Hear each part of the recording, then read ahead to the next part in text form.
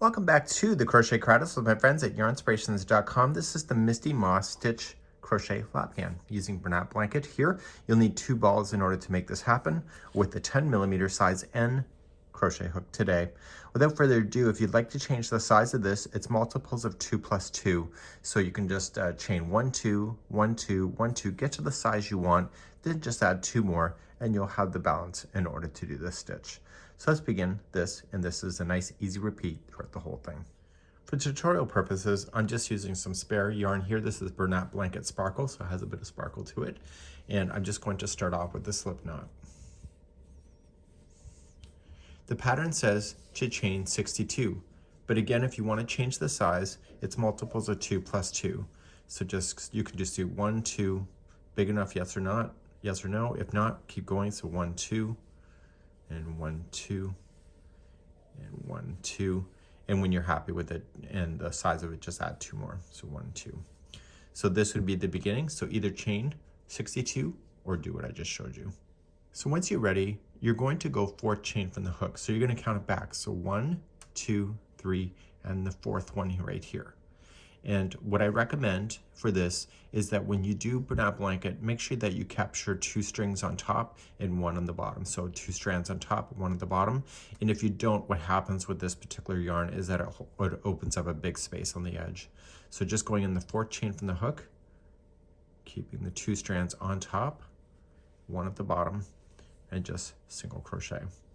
So what you've done here is that you've jumped over some stitch work in order to create a space that you see. So you're just going to chain 1, you'll skip the next chain, and then single crochet in the next chain after that.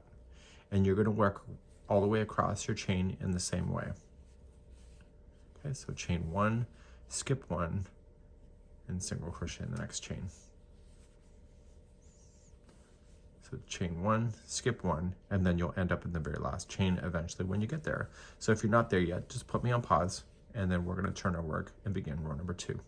So technically we've just created the setup row, and so here is the next row that is going to happen in order to make it happen.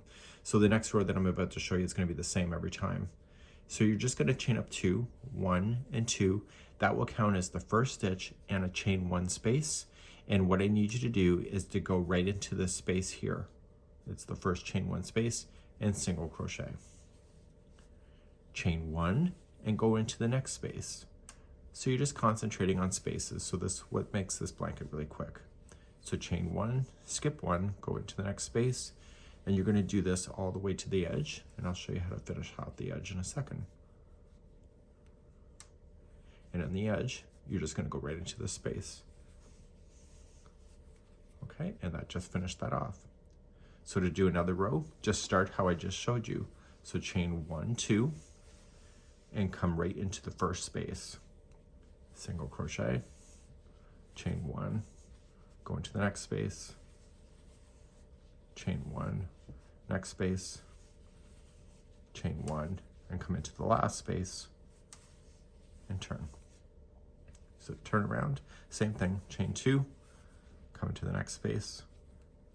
And that's all you're going to do, back and forth on your whole project until you're satisfied.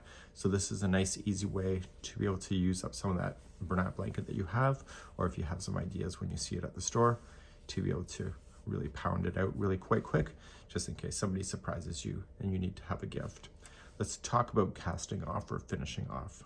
So the pattern says to go to 40 inches tall, and then you're done. So once you're ready for that, you just have to trim your yarn and then just pull it through. So you'll need 2 balls in order to make this pattern work. And so then just put this into a tapestry needle in order to hide in the ends. So you want to be really quite careful when you do this. So because it's a thicker yarn, it has the opportunity to kind of pop out. So I recommend not just going 3 times back and forth, but go 5 times. The first time you pull through though, don't over tighten it to the point where it's changing the shape, and go through a second time. Go through a different path. Again, this is the 3rd. Okay, and one more time, this is the 4th. And finally, the 5th time. Okay, so it should hold now. It's back and forth a total of 5 times.